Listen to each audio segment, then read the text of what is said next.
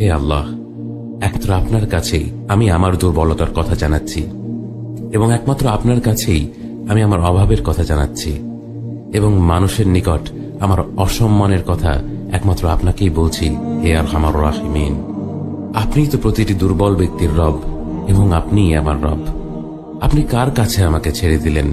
এমন অচেনা মানুষদের কাছে যারা আমার ক্ষতি করতে চায়, নাকি এমন শত্রুর কাছে যাকে আপনি আমার চেয়ে অধিক শক্তি দিয়েছেন?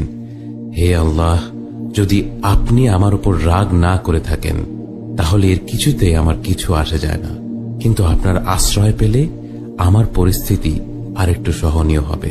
হে আল্লাহ, আমি আপনার চেহারার নূরের কাছে আশ্রয় চাই, যা সব অন্ধকারকে উজ্জ্বল করে দিয়েছে, যা দুনিয়া এবং আখিরাতের সব বিষয়ের সংশোধক।